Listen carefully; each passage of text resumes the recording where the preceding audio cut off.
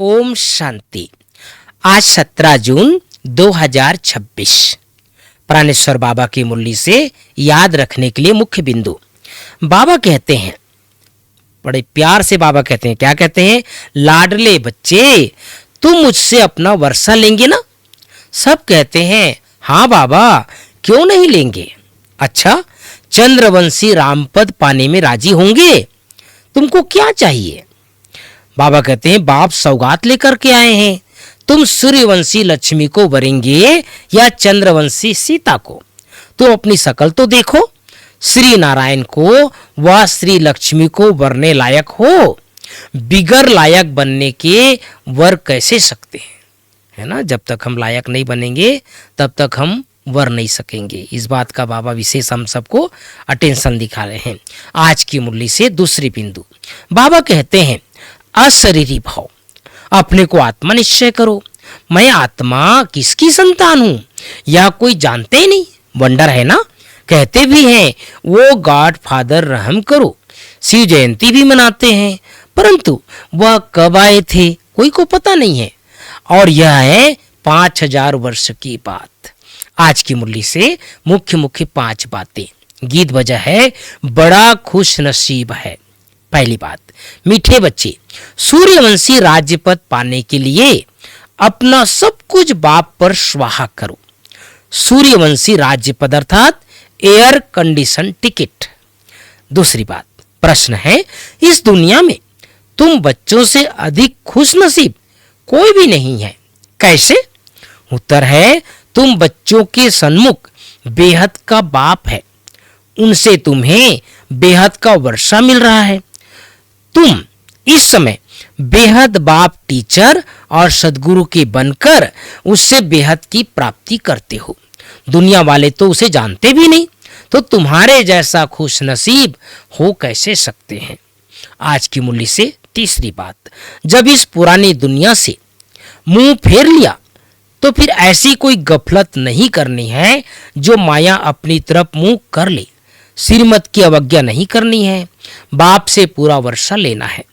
बाप पर अपना सब कुछ स्वाहा कर पक्का वारिस बन सत्युगी एयर कंडीशन की टिकट लेनी है। एम ऑब्जेक्ट को बुद्धि में रख पुरुषार्थ करना है। आज की मुरली से चौथी बात, वरदान। स्व स्थिति द्वारा सर्व परिस्थितियों का सामना करने वाले अव्यक्त स्थिति के अभ्यासी भव। स्व स्थिति द्वारा सर्व परिस्थितियों का सामना करने वाले अव्यक्त स्थिति के अभ्यासी भाव। पांचवी बात, स्लोगन। स्वयं को निमित्त करणहार समझो तो किसी भी कर्म में थकावट नहीं हो सकती।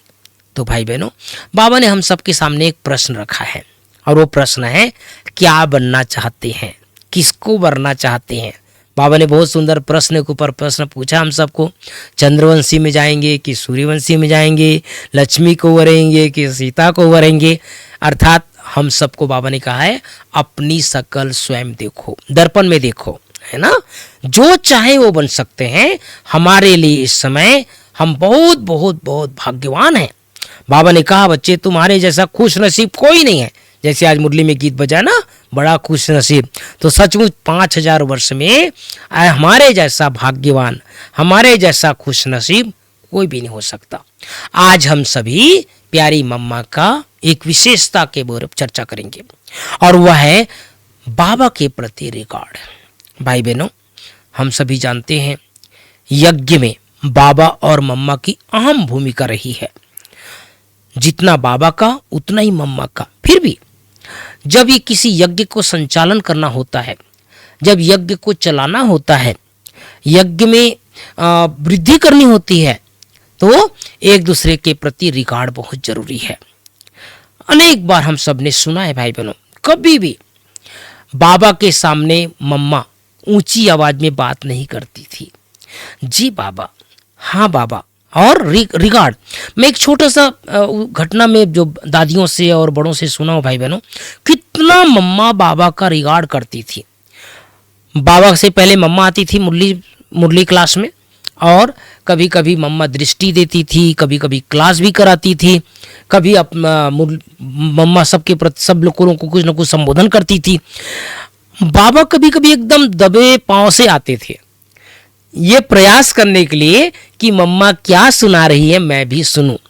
लेकिन जैसे ही बाबा का, क्योंकि हम सब ने सुना है कि बाबा जो है ना वो लकड़ी का खड़ाऊ पहनते थे, तो थोड़ा खट खट तो आवाज आता है ना, जैसे ही थोड़ा भी अगर खट की आवाज आ गई या मम्मा को पता चल गया कि बाबा यहाँ चुपचाप आए हैं, खड़े हैं मेरे सुनने के लिए, तो उसी समय एक सेंटेंस को भी मम्मा पूरा नहीं करती थी। जैसे जहां दिखा, जहां बाबा दिखे वहीं मम्मा रुक जाती थी।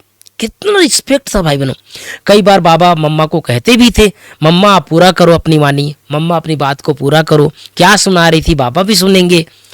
लेकिन कदापि नहीं, मम्मा बिल्कुल शांतचित होकर के बाबा की तरफ निहारने लग जाती थी। तो हम सबको एक संगठन में रहते हैं ना भाई, चाहे मधुबन में रहते हैं, चाहे घरों में रहते हैं, चाहे सेंटर में रहते हैं, संगठन में सफलता का आधार रिस्पेक्ट, रिगार्ड है ना। बड़ों के प्रति, जो हमारे बड़े निमित्त हैं उनके प्रति बहुत बहुत आदर का भाव हमारे अंदर हो, तभी हम आगे बढ़ सकते हैं और संगठन को सुचारू रूप से चलने में मदद कर सकते हैं। ओम शांति, ओम शांति।